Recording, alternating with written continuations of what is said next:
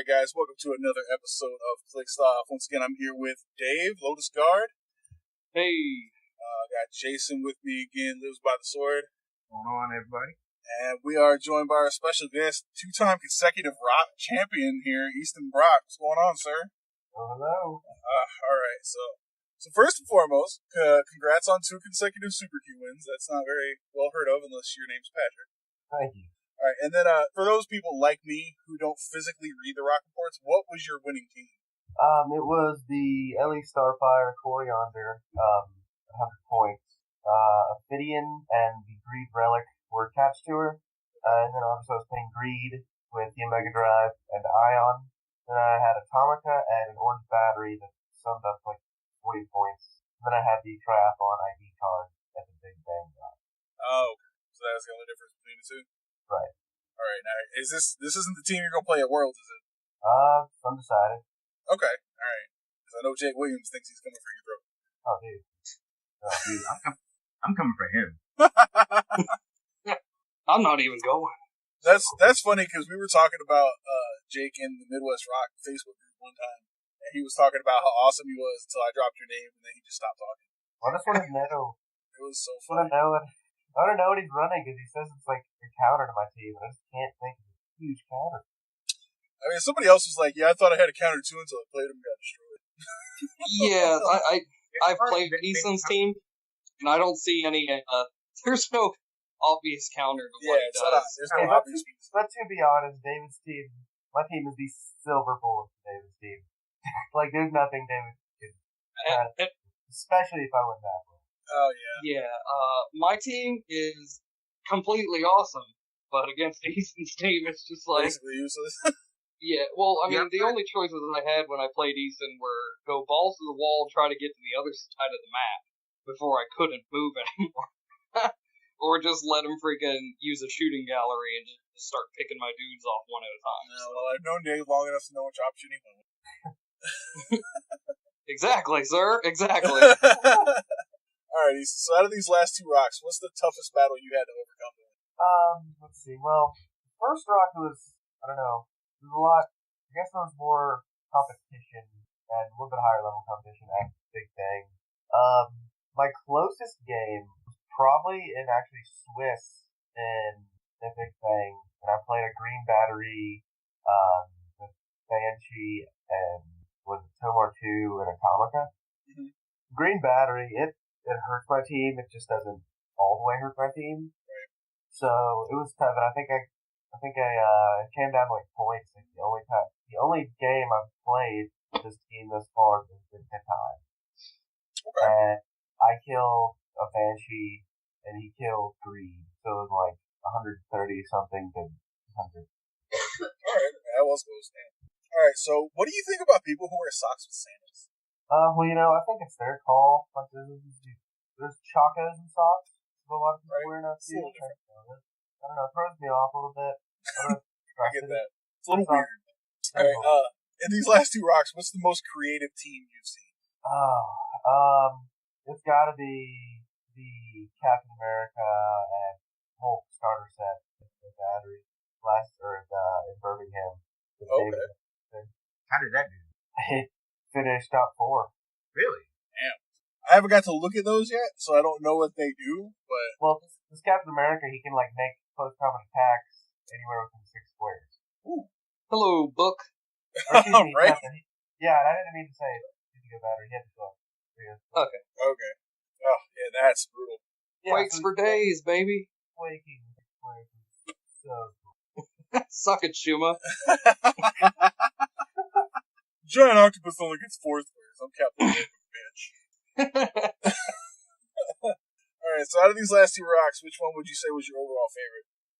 Big Bang, probably, just because, I've been here before, and we've got a lot of friends in Kentucky, and just, I don't know, it's a competitive environment, but it's also a really, really friendly environment. Kentucky's a hell of a state. Alrighty. We got bourbon. We do. Good at it. Good at bourbon and horse racing, and that's pretty much it. Alright, would you rather wrestle an alligator or judge a pants-off dance-off between me and Dave? Probably go with the alligator, honestly. Alligators 3-0, baby. Yeah, right?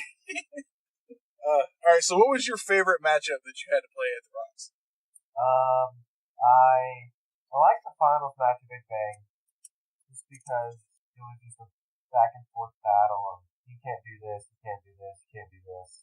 And the thing was, like, he was rolling a lot of those D20s, and a few times they came up on basically like a total outsider's effect for my team, which lost all my values, which I was totally cool with. Because I do that anyways. Right. So, probably that finals match. Plus, because that was a team I had no experience playing against. I don't think anybody did. From what I'm hearing, everybody was like, what the fuck is this? Right. All right, so your dad is pretty famous in the rock world. He's a really good player. He's been top 10 as long as I've known him. So what goes through your head when you go to a rock and you have to play against your dad in Switzerland in top 16 sets? Well, we played in Birmingham, but we were both 3-0 at the time, so it was not that big of a deal. See, I played David and my dad, who were 3-0, so it was like, we already knew we qualified. Right. But besides that, we just say, well, I mean, we don't hold anything back against each other, that's for sure. I mean, if I win, I'm obviously like grounded for a couple weeks. So I thought I'd touch you better. We don't like it, but we gotta throw all that aside because it's fair. You can't. Yeah. It's one of those things I ask because when Rock first started, I started at the very first Rock they had in Cologne, and I think like the first 4 Rocks I went to, I played Jason in the first round. And at a certain point, every time I sit down with Jason at a Rock, the only thing in my head is like, fuck! Again? Yeah, I can't stand playing against your local guys first, second round. Well, the problem is, like, I've been playing Jason for 5 years now. And I may have beaten him, like, 11 times. Maybe. So, it's, like, stressful when I'm in a competitive environment. I know I gotta go get a free loss. But, yeah, I don't... Fuck you laughing at like I'm not telling you. It's not free. You still got to roll. If the game comes down to me having to roll a 5 to beat you, you got it. Oh man! For those who don't know, Jason needed a 5 to get higher ranked in the Big Bang Rock, and just couldn't make that shit happen. But it's not the first time. I was sitting right beside him, and he's like, "Dude, I can't do it." He's like, "Pulse wave 85 for quickness. Profit 4. God damn it!" Like I looked over, and Super Scroll's sitting there with like 5 food tokens. So Pulse Wave was his only ticket to win. And I'm like, God, if he hit Super Scroll regular, he was basically healing with all those food tokens. Yeah. All right. He said so. Go ahead. Now I was just waiting because he was hitting me, but he wasn't killing me. I was like, eventually, because he was picking 4 powers every turn with Super Scroll, so he was taking that extra click every turn. So I was like, eventually he's going to be on his last click, and then I'm going to kill him. And I had my chance and couldn't roll it. It happens sometimes against Super Scroll. It happens against a lot of people. What happened? The same scenario happened when I played Glenn at the regionals.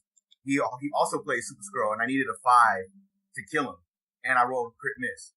Ooh. Yeah. And that's why you always want your probs on your teams. Yeah, that's why when Jason's helping people build teams, he's obsessed with putting props on there. Like, you need as many props as possible. You got 8 props? Oh, awesome. Go. What's the piece that you see at Rock so much that you just fucking hate? Super Scroll. Super Scroll. Undoubtedly a hate for Super Scroll. It's funny because I blame Glenn 100% for the Super Scroll. Oh, and he beat me in the Indianapolis Regional in the finals. Mm-hmm. And so, like, that adds to it. Kind of fuels the fire. Right. Yeah, it's funny because Glenn is like my secondary mentor in Clixed. He's the other person I talk to about teams all the time. And I blame him 100% for the Super Scroll stuff. Because nobody was playing Super Scroll before Glenn went in there and won his very first rock attempt ever. I think the new piece everybody's going to hate is Felix Foss. Oh, yeah. Yeah, Justin debuted it and placed second, and now it's the piece that everybody's going to have. You have to have it. You have to. But we'll get into that later. Yeah, we'll get there. But first. All right, so one more question for you. We got 2 big conventions coming up. We got Origins, which is you're at the Clixed Worlds, and then Gen Con happens right after that. So you've been to both numerous times. I've seen you at both of them. Which one is worse, the Origins butt crack or the Gen Con body? Well, I haven't been either in 3 or 4 years at least. But when I was there, I don't know. I'd probably have to go with the body owner. There's a lot more people at Gen Con than there are at Origins. Yeah, and they close you into tight space, and you have all like the magic guys at the other side of the room, and oh man. Yeah, One year they didn't have the air conditioning really important that way. God. So it was like a sauna. I went home. He said, you know what, fuck Worlds. I don't even want to win them. I just want to go home and take a shower. Alright, guys. So the first thing I want to touch on, we were going to do this a couple weeks ago, and then Jay had his scheduling conflict, so we couldn't do that show, do it at that time. But I want to cover sportsmanship and behavior in Clixed and how it's developed up to this point. Because when I joined Clixed, it was 100% purely positive, and for the most part, that's still true. But Jason ran into some issues with some insulting stuff going on the realms. Oh yeah. Forgot about that. It's been a couple of weeks. Yeah.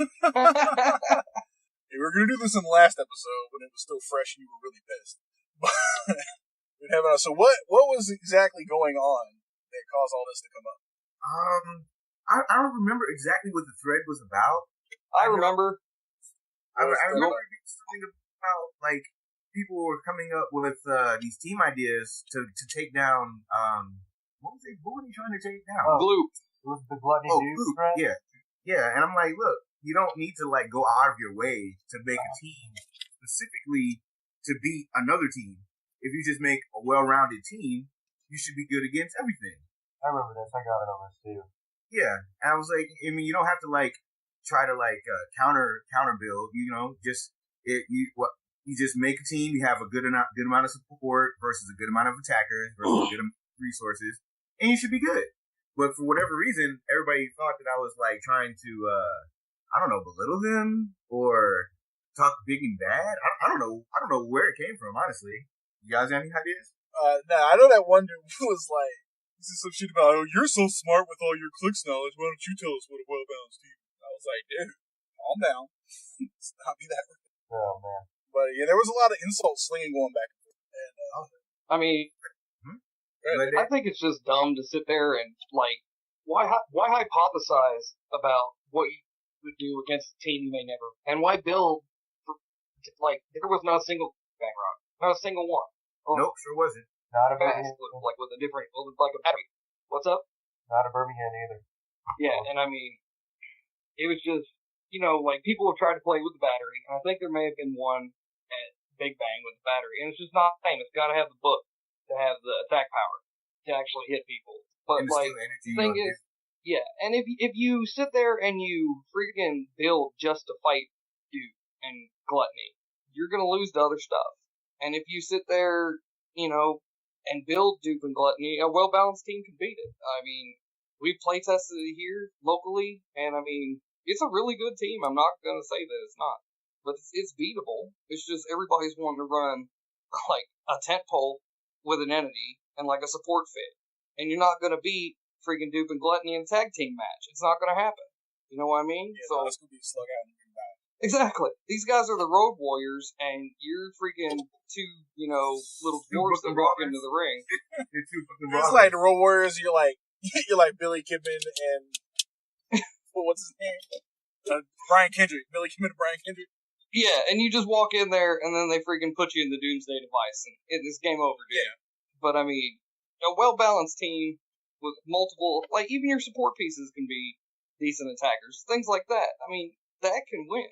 Yeah, that's why I used to love the 50-point Enchantress, because she had Prob, but she also had a 10 attack, 3 damage with TK. And Psyblast. Yeah. I thought she had Psyblast. She had a second foot guy. What's up? I was definitely a Scarlet Witch guy. Yeah. But I mean, it's just ridiculous because it's like, you know, everybody's like building these teams, and I'm just like, you're not gonna beat that with 2 pieces. No. They can't get beat in a tag team match. It's like Jason has told me over and over again. And typically when it comes to Clixed, I trust what Jason says because he beats the shit out of me every time I go. But he said that Clixed has evolved, and the most important resource in the game right now is actions. And whoever has the most actions is going to win. I mean, yeah, I could sort of agree with that, as long as there's good pieces that are getting the actions. Yeah, of course. But I mean, like, you know, if you got, you know, it's like why one-man armies, other than, like, Bizarro, like, didn't typically fare very well whenever, you know, because if they played, like, a Book of the Skull team with multiple attackers, they just got ate up. Yeah, that's true. That's why Green Battery's so good right now. Exactly. Actions.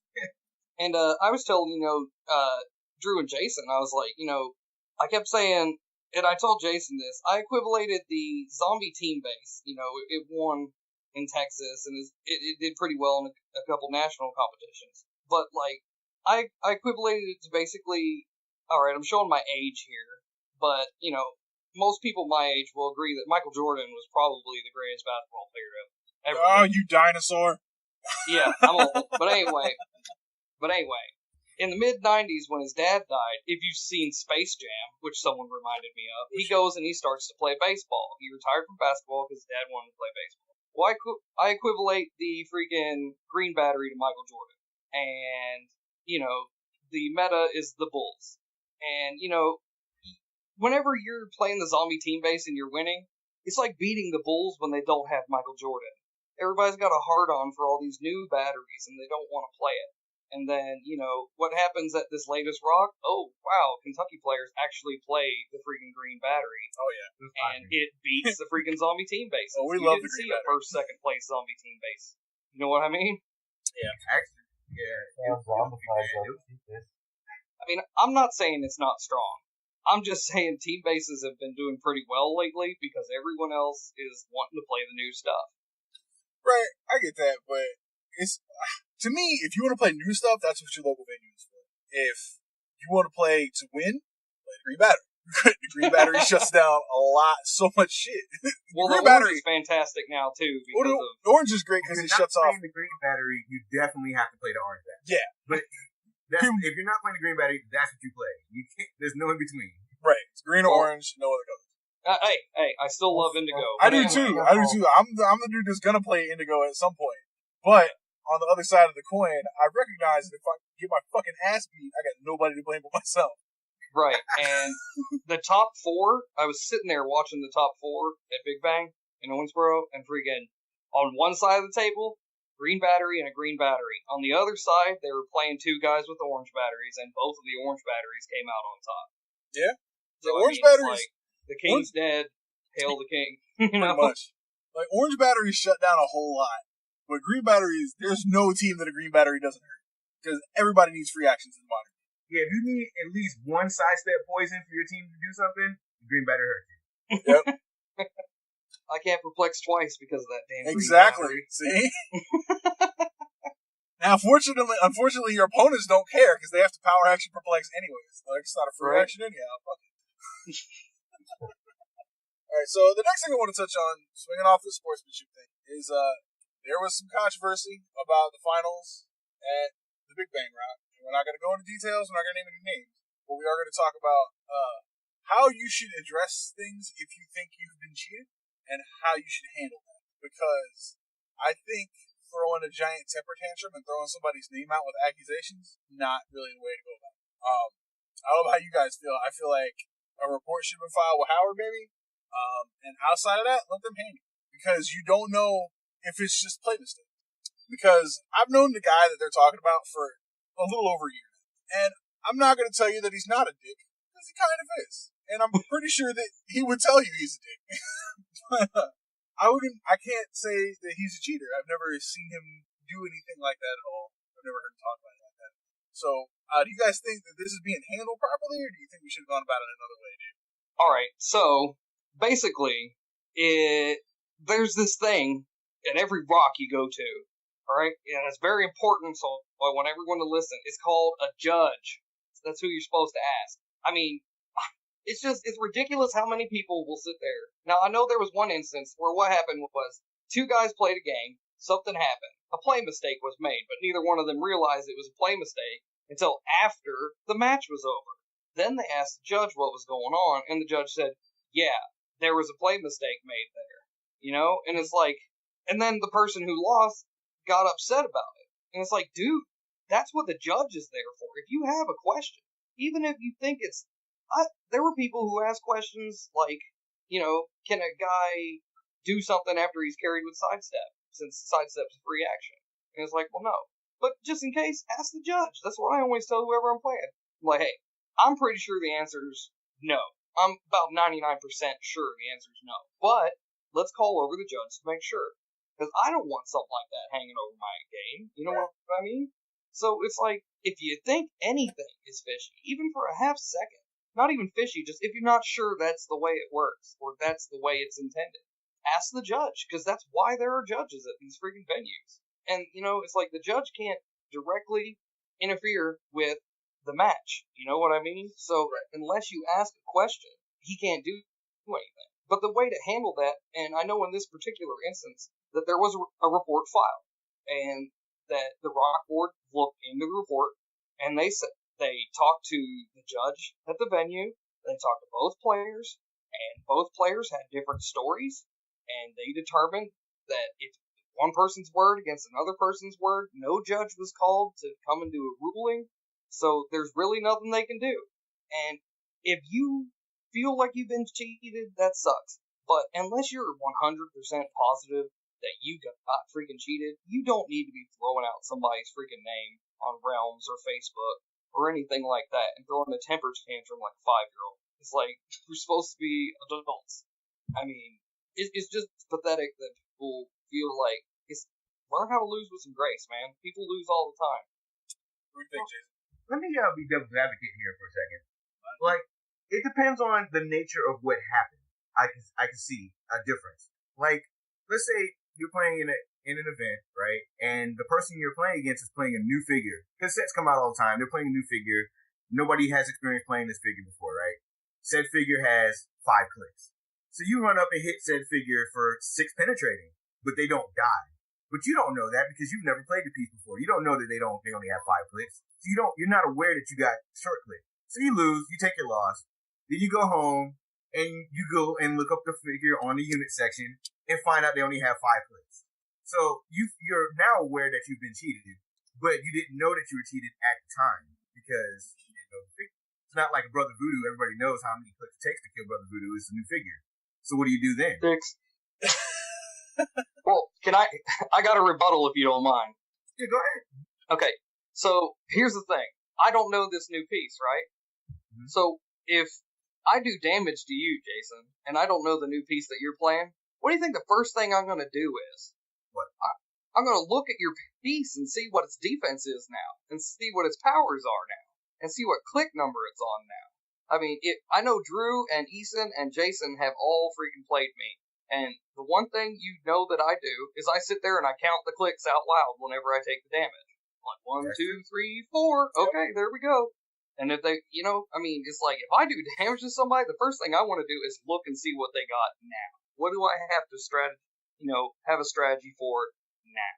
I mean, especially if you've played in multiple rocks or if you've played in any competitions, who sits there and doesn't look? Especially in modern clicks, because they have the click number printed like right there with the powers. That's true, but here's a rebuttal on that. How many games have you played where you're down or you need to make a play and you need things to happen fast and your opponent is just playing so slow that you just need to get to your next turn to be able to try to pull this W out? Sometimes things get on foot. I mean, that's true. I'm not going to say that it's not. That happens to me. I think the point is it's like a double way thing. Like it's their responsibility to not short click, but on the other side of the coin is kind of your responsibility, at least in the early half of the match, when you're not stressed on time or anything, to check and make sure that everything's going properly in your favor. It's just, to me, that's just a smart thing to do. Like if I don't know the player that I'm playing very well, like I'm not gonna check my click numbers if I'm playing like one of you three. No. But if I'm playing somebody I don't know, I check my click numbers all the time. Right, and before I went to Worlds for the first time last year, and I was asking for advice on hey, what do I need to know about Worlds? And freaking Jake was like, hey, give me a call or whatever, and I called him and he's like, hey, there's some really shady stuff every once in a while that goes on. Like he said one time, he dropped something and he went he had to get up out of his chair and go under the table to grab it or whatever. Well, while he went to go grab it, some dude freaking jacked one of his cards. And then once they started the match, freaking the dude called the judge over and said that he didn't have a card for all his figs. Wow. And it got him disqualified. Yeah, so I don't ever see that happen in a rock, but at the same time, it's like, if you're playing somebody you don't know, you don't immediately just trust everything. And all the players that I know freaking double check everything. And like me, it's like, whenever I shoot somebody, God, the last thing I want is for them to have shape change. But it's my obligation and his obligation. If he forgets, I have to be like, hey, bro, you got shape change. We'll go ahead and roll that. It's like I don't want him to roll it. I'd love to be able to be like, haha, I don't have to remind him. I'm going to hit him for 6 damage. But I do, because I'm not a dick. But I mean, I think the first thing I would check is the click numbers, man. Yeah. But you don't try to ruin someone's reputation because you feel like you got cheated, especially if you don't have proof of it. Right. Yeah. What about you? Yeah, what do you think about this season? Well, I hate to make the victim, feel guilty, but I think it's the player's job to find out when somebody's cheating, and I hate victimizing, putting the blame on the victim, but it's kind of your job, and the way I see it is like, if I'm dealing damage in any way, I'm checking something, and because unless I know my opponent, I can't trust them really. I mean, you should be able to trust them because close community is actually pretty good overall. But if I'm in a competition where I'm I think you should always be aware at least of your surroundings and of who you're playing. Right. I mean, it's like you don't go riding on a motorcycle, a lot of the time without you don't go riding a motorcycle with shorts and no shirt and no helmet and you know what I mean? If you're smart. So I mean, you just gotta pay attention to what's going on. You gotta look at the click numbers, man. That's what I do. I think everybody. I agree with that. I'm just making it known that when you're playing in a rock, especially in either later round, you're trying to qualify, or in top 16, a lot of things are going on at one time. Oh no, yeah, and I can understand that. Especially if you're feeling stressed for time, you'll start to forget things or. I have no idea. Every game. If I get slow played, not every game, but a good 60% of my games, I get slow played at some point where my opponent is just sitting there thinking for 10 minutes, and I'm like, oh my god, I just need to get this next turn so I can get this 5 clicks in, and then the next turn comes, I get the 5 clicks, and then the next turn takes another 10 minutes. I'm like, oh my god, I'm trying to get points. Jerry, you need to call the judge over. Yeah, I know how that feels, don't I, Jerry? Yeah. Hey, I just want to say there were 3 podcast groups present at the Big Bang Rod. Yeah, I was the only one. Our podcast was the only one who had people who made the top 16. What up? But I still love the other guys. All right, I still love the other guys. They're all great. But I'm just saying, we're the only ones who had people who actually made the cutoff. I especially love the Quarry. I love what they do because that means I don't have to do it. I appreciate you guys. Thank you. Yeah, Dan's really awesome in his breakdowns too, man. Yeah. I feel like I'm there whenever he talks about that stuff. Yeah, definitely. He's awesome. All right, so we play a lot of 300 Moderns. That's the go-to. We also play that 300 No Tactics crap, but I'm not going to divulge onto that one. So we don't get to do these a lot, especially the group of us, because we only really meet during competitive play. But what is your favorite non-competitive format? All right, so this is gonna be really weird for you guys, but how many of you guys have actually played the Yu-Gi-Oh! Clixed? I played them at the Cincinnati Rock, and I hated them with a fiery passion that burns a million suns. Okay, well, anyway, the Yu-Gi-Oh! Clixed rules say whenever you have a certain amount of points, and you can never exceed that amount of points out on the map at one time. Okay. But what's cool is you can have a sideboard of figs. So, if something goes down, you can bring something else in to fit the situation.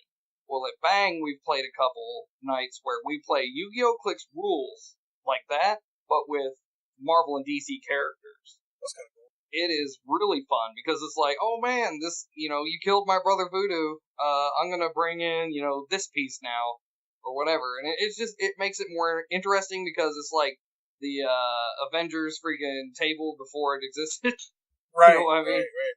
So I really like that format. That and I really love Zero Range Night, where everybody has to fight up close. Oh, you would. That doesn't sound like you at all, man. Yeah. I love how you fight in an environment you're so not used to. Hey, all I gotta say, man, is you would be surprised how well I do at competitions only because everyone bases their teams around ranged attacks.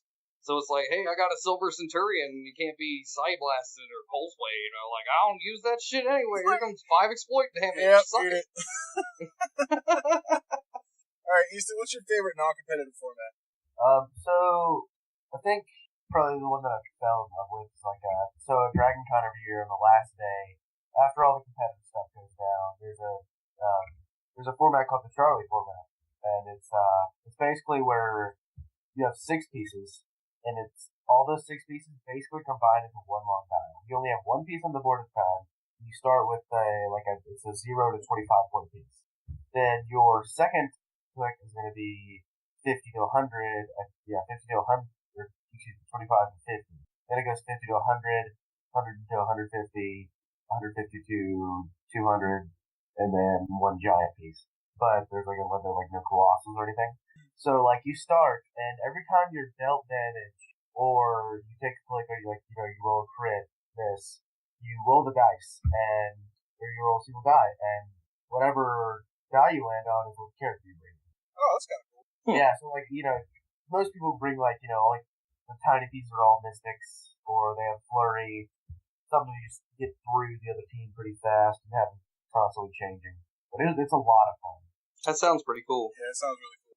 Jason, what is your favorite non-competitive format? Because I don't play that many of those, but I do remember we at our venue every once in a while we'll play a 1,200 point game where our judges just play Sentinels or Horsemen of Apocalypse, and then everybody else just plays a 200 point unit. Oh, them giant handicap matches.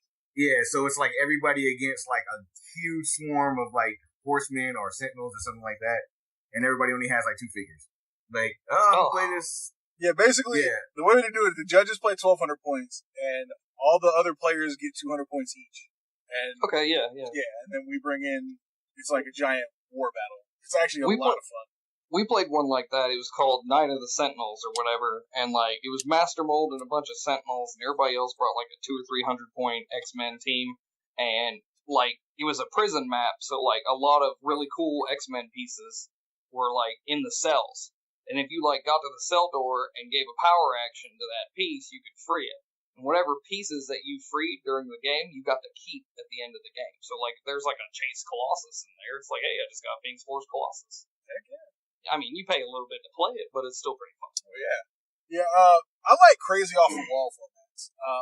We did one. We were doing Sunday games for a while before I moved, and we used to do a dynamic duo game, and it's really small, so the matches go really fast. But it's so much. Basically, you got to make a 200 point team. One character has to be over 100 points, and one character has to be below 100 points. The lower pointed character can use Perplex to target the higher pointed character, and the higher pointed character can use Leadership, regardless of their dies. And so there's always a real fast paced game. Normally we get 3 matches in. You can normally get 4 or 5 in the same kind of time frame because you're not fighting 19 giant armies. But stuff like that is a lot of fun. We played this one format. Jason made it, and we paid for it. It was a ruler type format. So your main piece had to be a ruler, and everybody else got a generic keyword of that ruler. So fucking Jason over here plays what was it, Ultron? Yeah, I had Ultron. Old Hammer Thor Ultron, and he played James Gordon like a bitch. And so everybody on his team's moving halfway across the map as a free action. Jim's got Boomstick Gordon? No, yeah, the one that moves you free. Yeah, get these men into position. Yeah, it was all types of keyword exploits. Jason breaked everybody. I love that guy, dude. I miss him. Yeah, but stuff like that, those are the types of things I like. That's a lot of fun. That was a 600 point silver game, so everybody could show. But yeah, those are the types of formats that I enjoy. I don't like just generic numbered modern formats. All right, so a lot of these pieces that we talk about, these Super Scrolls, these engineers, a lot of them are called broken all the time because some of them Super Scroll are fucking broken. But that brings to the topic: what exactly makes a piece broken? Because I don't feel like I'm a fair judge here, because as Jason will tell you, I call everything I don't like broken. Oh, that piece does that, it's broken. Get the fuck out of here. I hate it. Get out. So, what do you guys think makes a piece legitimately broken? I gotta be honest with you, man. I've never been a person to complain a whole lot about a piece, I don't think. Right now, the last thing I remember even bitching about is the freaking blanket effect of improved movement with the orange battery. Oh, yeah, we were talking about that the other day. Yeah, which I don't want to go into because if people don't know, I'm not going to freaking tell them. They don't You're not going to tell them? Oh, I ain't gonna tell him. That's not what we're here for. Right? Yeah, I'm not here to. My job is not to teach my I got a opponents team to play idea I the want to run by you guys after we're done with this. But anyway, game. friggin', I mean, I don't really, like, people were complaining about Highfather when he came out. And I'm just like, just don't run a freaking 10-pole. Run a team with freaking 3 or 4 pieces and they're all decent attackers and Highfather's nothing. Everybody's using Shuma at the time. Yeah, I know, exactly. They were all bitching because they were using, I mean, Shuma was a little broken, to be honest. I mean, I think I don't think there's anything, like, broken so much that it can't be beat, but there are stuff that's just like it's like Super Scroll is really good because he can pick his powers, but there is a potential setback for it. And in a tactics environment, he needs a lot of help to be really good. He's got to have an entity because you don't want to hurt yourself picking powers, and he's got to have something that gives him willpower because you don't want to push him. So I mean, he's 170 points. Give him an entity, he's up to 195, and then you have to attach a green battery, so you're at least up to over 200-something points on him. So, I mean, while he is really good and really versatile, I wouldn't call him broken in a tactics environment. Because, like I said, he needs a lot of help. There are a lot of pieces I see where it's like, well, he'd be really good, but he needs a lot of help to be good. But right. I've wanted to play Dr. Fate for 2 years in a freaking rock, but he needs a crap ton of help to be not squishy. So, as far as, like, broken stuff, I feel like I don't really think there's anything, like, super broken. I know people hate Brother Voodoo, or at least used to. Yeah, we do. People hate Turtle more here. I despise Turtle because he just slows the game down. And I hate playing slow. I don't like those 10-minute turns. He's not broken, he's just super gay. Yeah, he's not broken because he's squishy. You can kill him. But you're going to suffer for doing it. I mean, you can alpha strike him if someone's dumb enough to freaking leave him out there. But most of the time, they're just going to hide him. Most people that play Turtle have Turtle teams. I think the closest thing to a broken piece that I really could bitch about was Iron Pharaoh before he got nerfed. Oh no, Phoenix Faust don't qualify? The thing about Felix Faust is he's just really annoying. He's not super powerful. He's not a great attacker. Can I interject here? Huh? Sure. Can I interject here? Yeah, go for it, bro. Alright. To me, what qualifies as a piece as broken, to me, is when faced with another option, you have to play the said piece to stand the best. If it's like, well, man, I have to play this because everybody else is going to play it, and I don't want to be the person that gets screwed because I'm not playing it. That's what makes a piece broken. It's like a thin line between crutch piece, like Super Scroll, because he's just good and, you know, you just want to play it because you know what it's going to do. Or Kyle Rayner. Yeah, Kyle Rayner. Is a crutch piece, yeah. Yeah, and then there's a broken piece where you're like, man, if I play against a Felix Faust and I can't move or attack for like 5 turns, at least if I play him, they could potentially not attack for 5 turns either. That's true, yeah. How about Copycat? I think she's pretty broke. Copycat? Not as bad anymore now that there are a lot more batteries out. But she's just annoying because she takes your stuff. The only piece that I thought was really broken before Felix Faust came out was probably Iron Pharaoh. It was like you had to go through so many things just to be able to beat him that you had to play him. Oh yeah, he was. I mean, that one Richmond 2 that I went to, like freaking 4 of the top 8 teams had Iron Pharaoh. So I think it's him just being able to shoot through all kinds of stuff and move his bird through all kinds of things. Very limited answers for it. You could do such small amounts of things that it qualified as broken.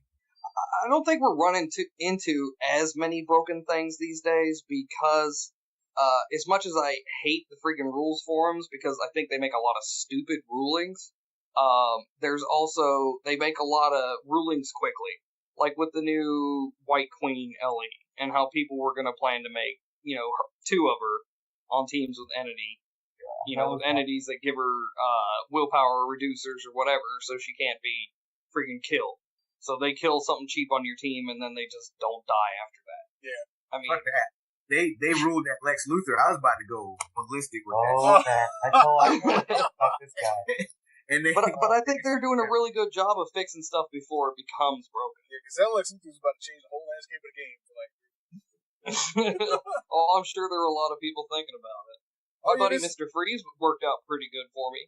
Yeah, one thing I have to say about being broken is I think no single piece is broken by itself.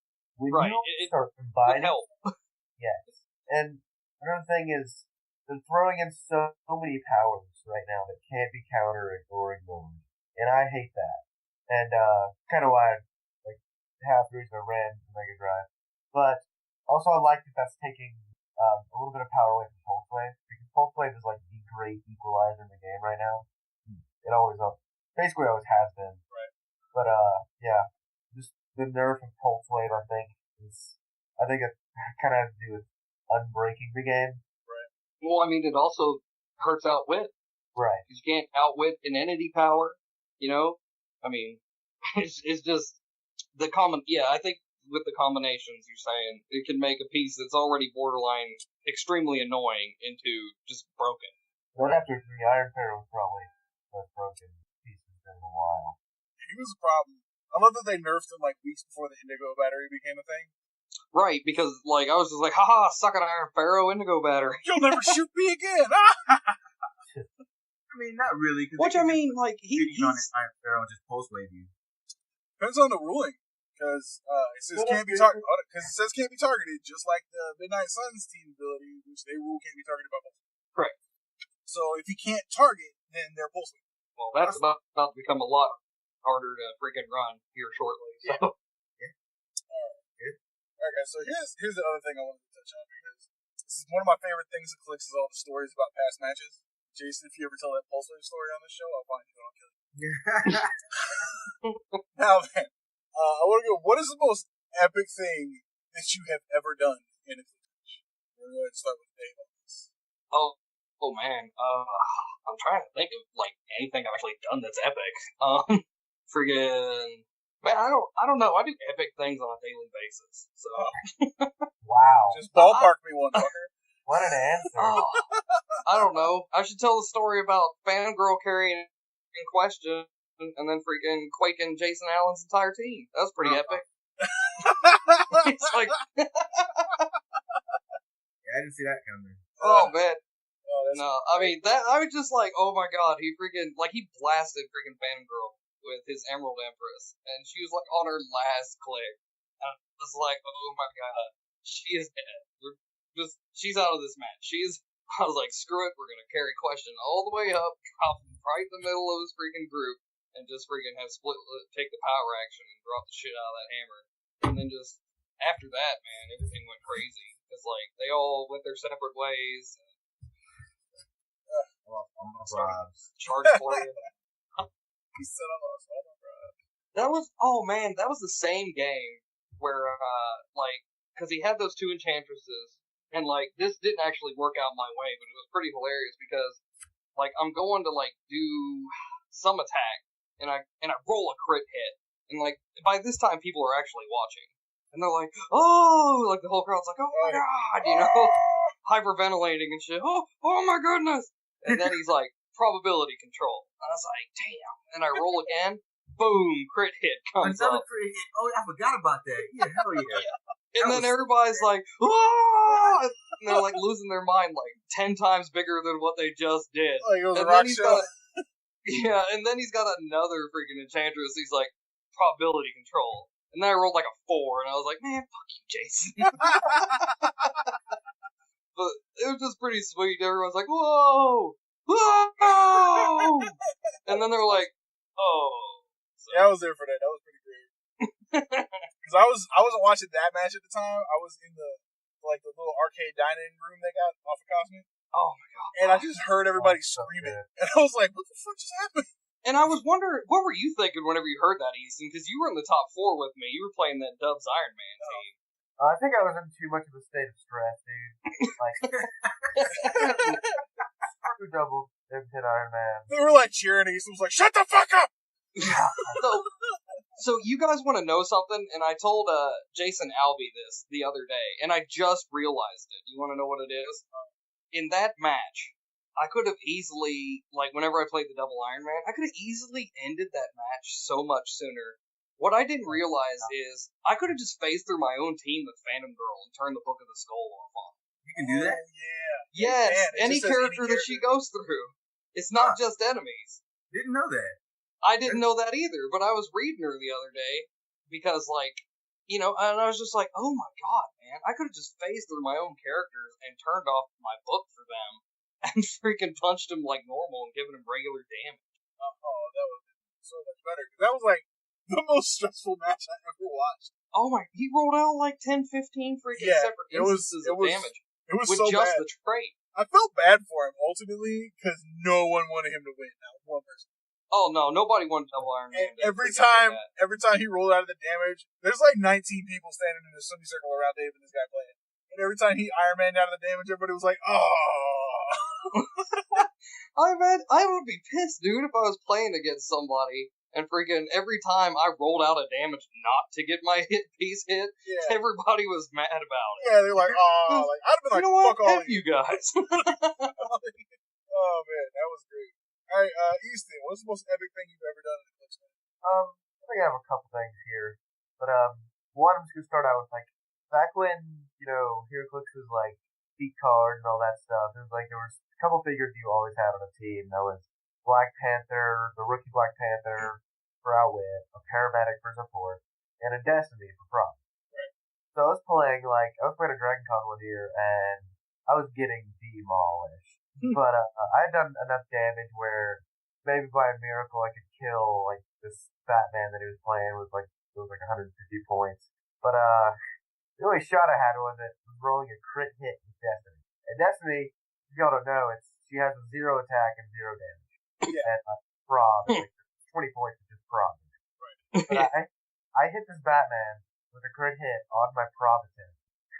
And I knocked him off of the building, and Destiny did 3 clicks to him. Nice. That's gotta be the most epic thing I've ever done.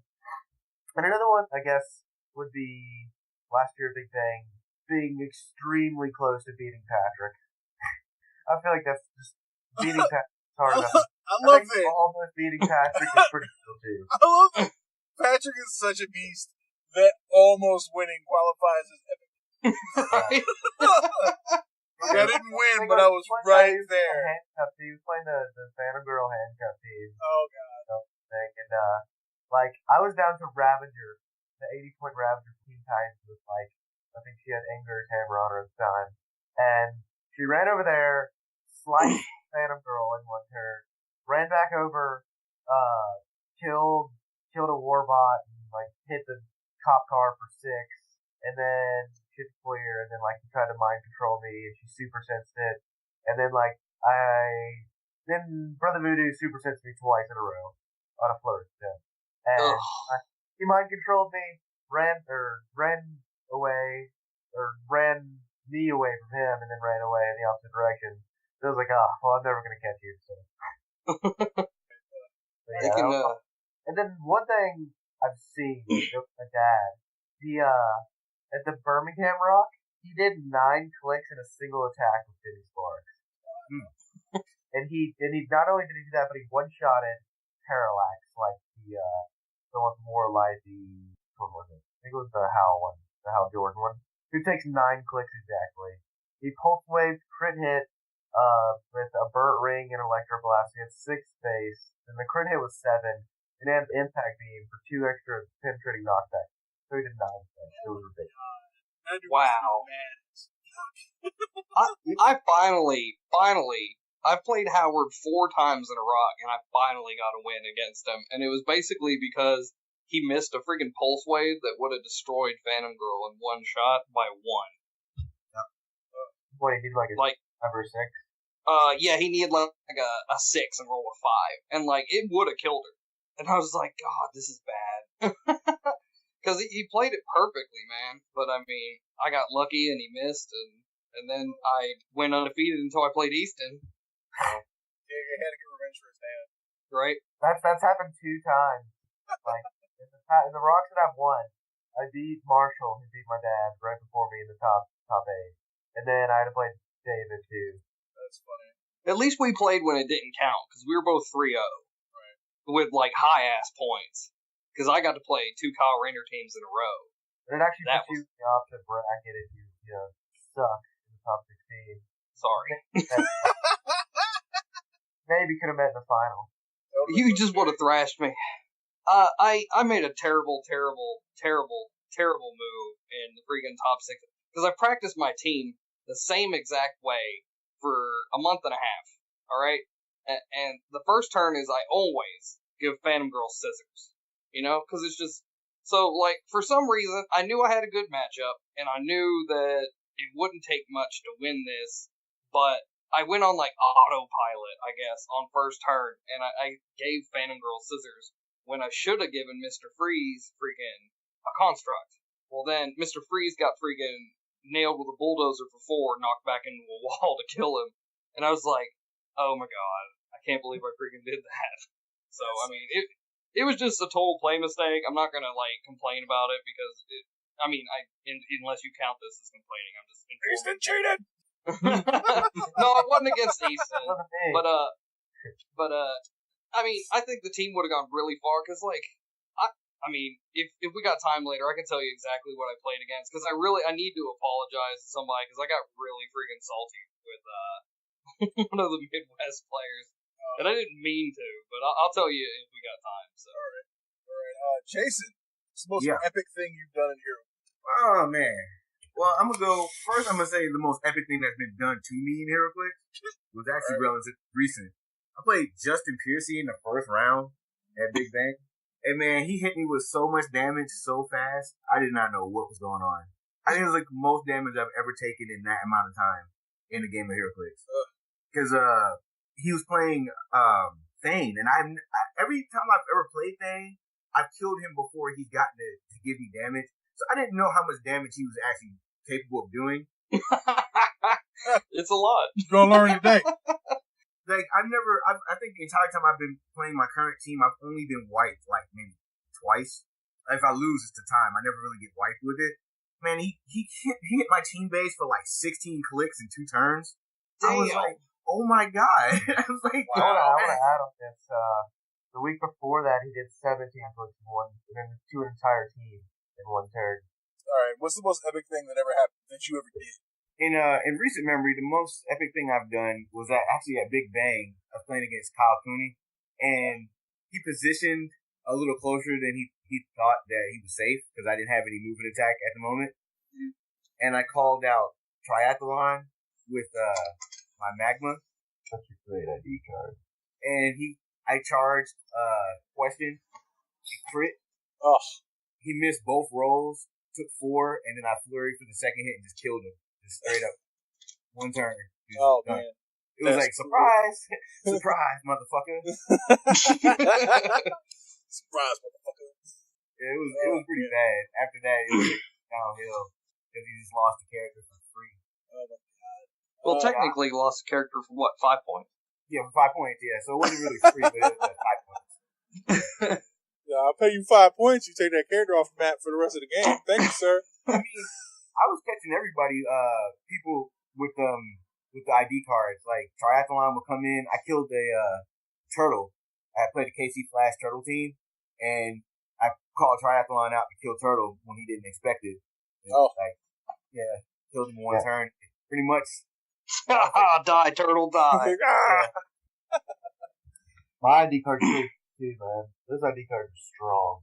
Well, not all of them, but Triathlon and Shang-Chi are definitely very, very useful. Right, yeah. I've seen good things. Luke plays with Ronan a lot. I played 2 or 3 games with him, and he ID cards Ronan a lot. So, I don't like him so much. I mean, I like Ronan, obviously, but I don't like his cost. It's such an odd cost. It's like 109 or something like that. Right. Well, he ID cards him in, so I don't think but you have to be equal or less. So you have to have a figure, equal or more. So you have to have a figure that's like 109 points or more to be able to. So that pretty much is your attacker. Yeah. But if you have, I mean, a top click Triathlon is better than or Ronin is better than a mid dial, or a late dial attacker. Yeah. Like I'd rather bring in Shang-Chi to do some damage than have a low dial Question. It's true, but remember the figure also has to have no tokens, so you would have had to not attack at all the last time.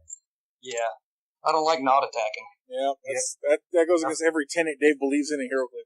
That's why I like it on figures that are cheap, or cheaper figures. Cheaper figures to bring in cheaper ID card characters, more attack, more action. That makes sense. All right, for me personally, I've done two things that I felt were epic at the time, and Jason was with me on one of them.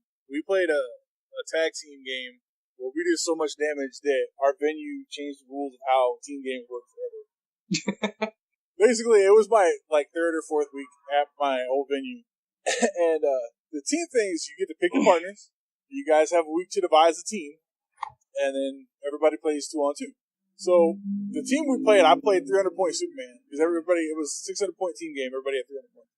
I just played 300-point Superman, and then Jason played like a 300-point TK Perplex Support Mystics team, and he played all the special objects. So I had a 300-point Superman. I would run across the battlefield and smash you with a dumpster in your starting area for 5 clicks, and then he would pass it me back. Nice. And the first time we did that, we played against Karsten and another friend of ours that was there. And at the same time, both their hands went up. They were like, "Judge!" And we destroyed everything. Like, my friend Brandon played Sauron from Lord of the Rings set. He was super hard to beat. I just crushed him with a dumpster. It was really bad. And ever since then, you're not allowed to pick your own partners anymore. So we changed the rules. That was fun. And then I was playing Warlight against Butterscotch Sandstorm, and he was playing Weaponeur Core with Adara, or with Despo Adara. And I played, I think, Kyle Rayner, because I had Energy Explosion on my top clip.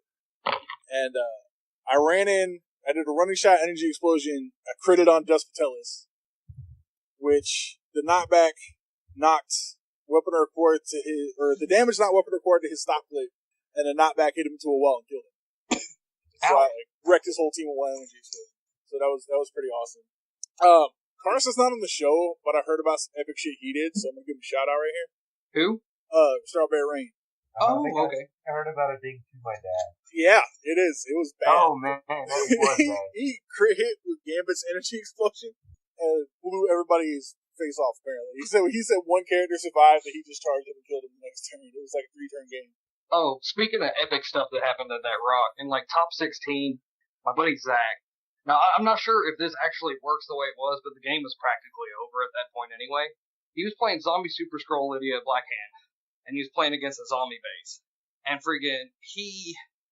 now I don't know if it works like this, but like I said, the game was well over by the time it happened anyway. But he hit the zombie team base 2 or 3 times, and he brought it back.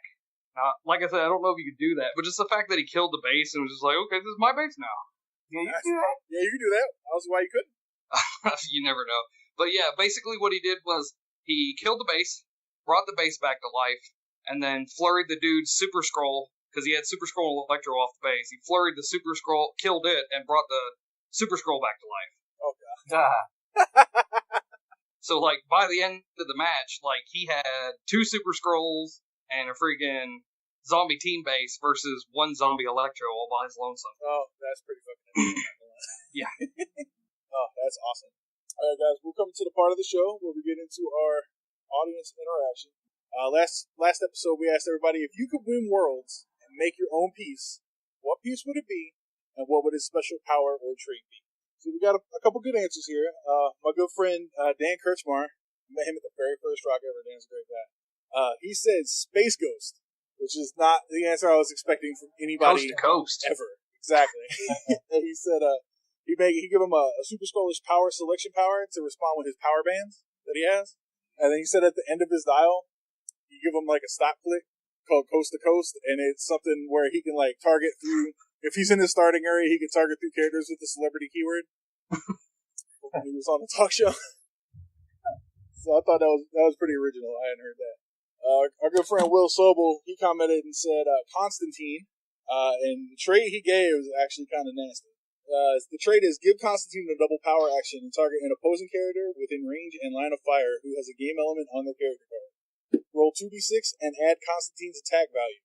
If the result is higher than the targeted character's printed defense value, KO all game elements on that card. Oh, that's amazing. Yeah, right? Wow. You just got John Cod. It's like, oh, that's... He was going to beat when they said it was a new Constantine. I was like, oh, he's going to be able to get rid of Entity. And for whatever reason, they decided not to. Right. So that would be great. I play that John Connor. Nope. 2 probs instead. Any attack power. Yeah. We heard from Jordan Laws on our Facebook group. Anybody who knows Jordan's not going to be surprised by any of this.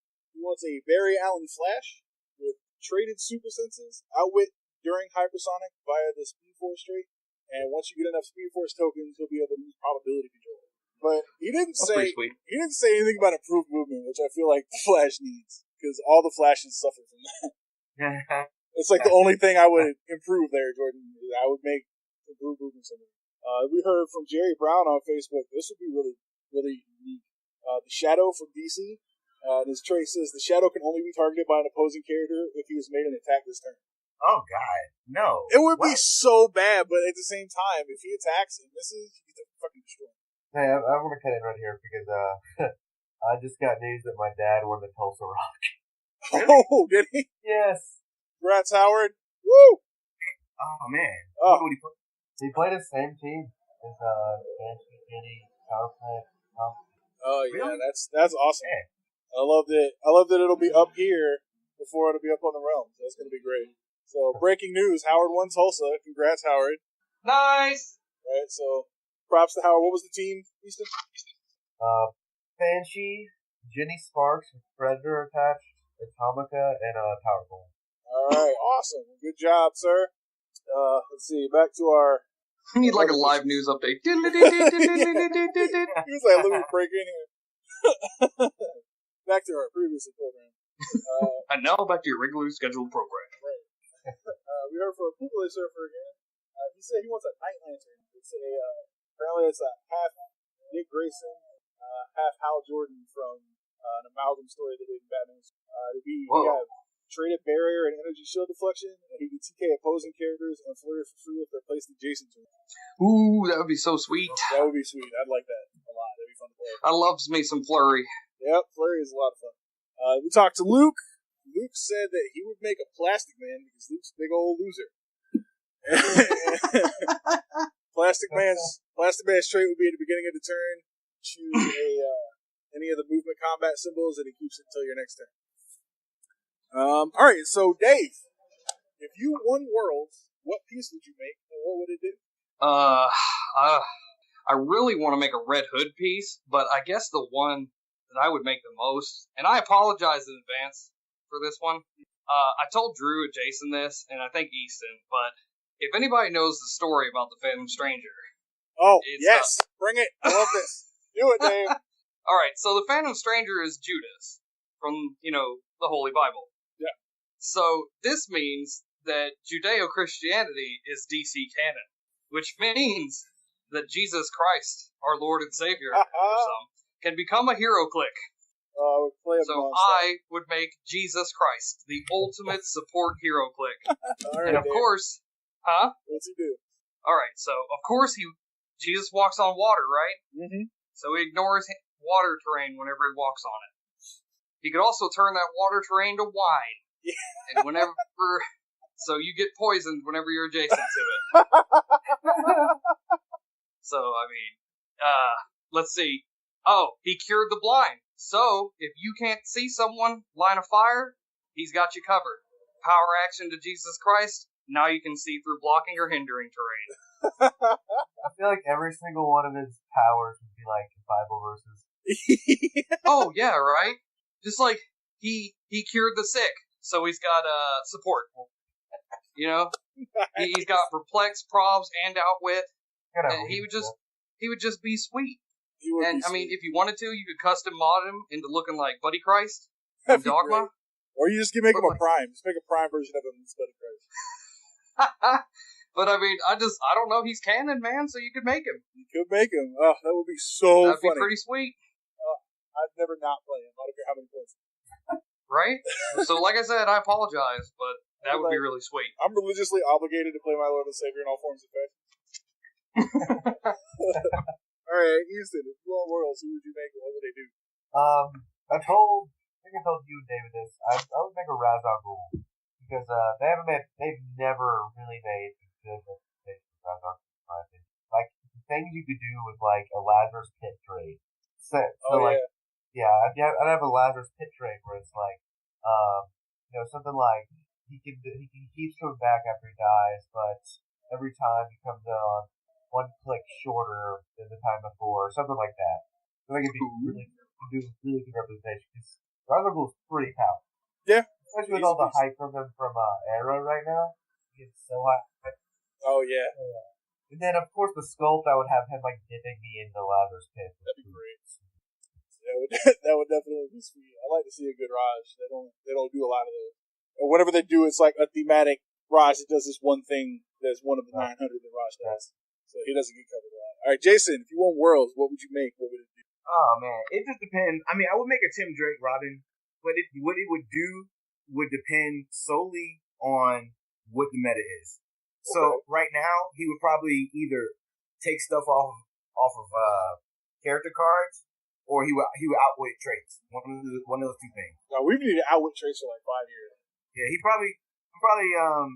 Yeah, outwit traits would definitely be. Because that's useful even after he like retires out. Like if you're gonna play in Silver Age games, yeah, traits ain't going nowhere. All right, if I won Worlds, But Drew hates Worlds. Drew does hate Worlds. But if I thought that my skills were up to par or they needed to be to win Worlds, I would go through the hell and torment of playing just to make this piece. Fuck all your meta.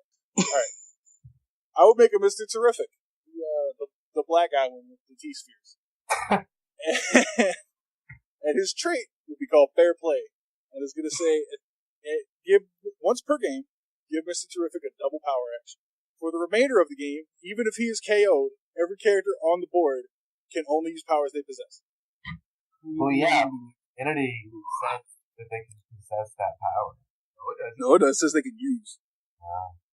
Otherwise, you can outwit it. Yeah, and then all his white powers will be the first set of white powers ever that would be like, Mr. Terrific possesses blah, blah, blah, blah, blah. Oh, yeah. The first one for a while is just like, I possess. Screw you. I don't think I've ever seen one that says possess before. Yeah, his defense power would be like, Mr. Terrific possesses super senses. Yeah. Yeah, that way he doesn't nerf himself out, but that shuts down every resource in the game. That'd be kind of cool. That shuts down entities. That shuts down Super Scroller. That shuts down Engineer. That shuts down 99.9% of white power. And a good portion of traits. That takes us right back to like HeroClix 7 years ago when all you had was your die. So that is what I would make because I hate the meta with a fiery passion that burns a million suns. Wow. That's worth playing. Honestly, I would love that. Yeah, I'd make him a beast too. He had his first click would be garbage. It'd be like an activation click. Right. Yeah, and then double power. Yeah, so that you could double power him, and then once you get him to his double power, that's all his good shit. Oh, click 2? Welcome to the game, boys. He'd be awesome. So, if anybody out there listening to this show wins Worlds, and you want to make that piece, I'm not even going to want credit for it. You just put it in the game. Put it in the game, and I'll love you forever. You can have 100%. It was your idea. I don't care. Just make it. I'm begging you. I'll get on my knees and grovel. Make it. Now, what would you do, like, as a sculpt? As a sculpt, it would probably be me facing off against him. Ooh. On my scope, it'd be Tim Drake hit me with his staff. I'd be dressed up like a hand ninja. I mean, a League of Assassins ninja. Oh, God. Yeah, just like he was fighting in that story. A black League of Assassins. Yep. Right? That'd be great. Just be you in a green League of Assassins outfit. For anybody who doesn't know Jason personally, it's he wears green for all occasions, every situation. I went to this man's wedding, he had a green tie. All right. It's green everywhere. so that's where that joke comes in at. All right, guys. So our audience interaction question, if you guys want to get on the show next time, you shout it out like all of our good friends did today. Our next audience interaction question was, why do you love Hero? What is it about the game that keeps you playing? Because as much as we all bitch, we still play. And we bitch a lot, so we gotta love it for some reason. So why do you love it? I want to thank Dave, Jason, and Easton for being with us today.